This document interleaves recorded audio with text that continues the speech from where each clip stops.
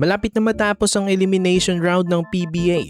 That means magi-start na naman ang playoffs. Pag-usapan natin ang mga teams na looking good sa kanilang spot at ang mga nanganganib naman. So malapit na nga mag-start ang playoffs. May 2 to 3 games na lang na natitira sa bawat teams. At makikita nyo sa standings mga kabakets, naunguna ang Rain or Shine na Last Two Painters. Pangalawa naman ang NLEX Road Warriors. Pangatlo ang Barangay Ginebra.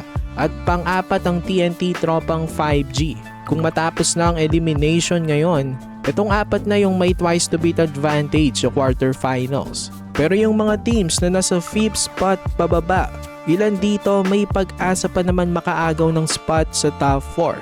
Ito ngang Rain or Shine, solid ang ipinapakita ngayong conference. Meron silang 8-1 na record.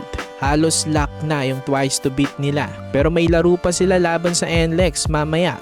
Ang Road Warriors naman, 7-2 ang kanilang record.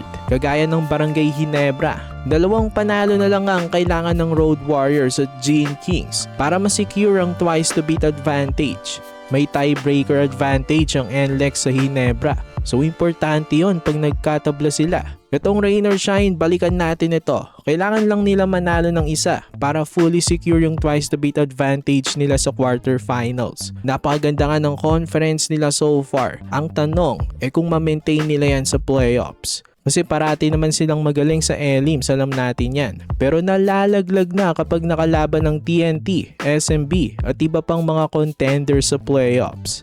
Ang hottest team ngayon ng Ginebra, may 5-game winning streak na.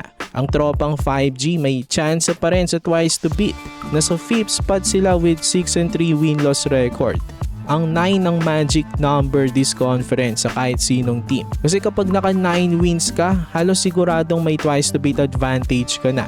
Bukod sa TNT, itong Meralco ay pwede pang makigulo sa agawan ng spot sa top 4. Ang San Miguel may chance pa, pero kailangan matalong Gene at NLEX sa kanilang last 3 games. Tapos may panalo rin ng Beermen ang kanilang last 2 games. Hawak kasi ng Beermen ang tiebreaker sa dalawa dahil tinalo nila nung elims. So kapag nagkatabla-tabla, ang SMB ang aangat sa Ginebra at NLEX. So napaka-crucial ng isang panalo sa bawat teams ngayon. Ano sa tingin niyo mga kabakets? Sinong magkakaroon ng twice to beat advantage? I-comment down below. For more PBA content, i-like nyo ng ating video at mag-subscribe na rin sa JB Buckets.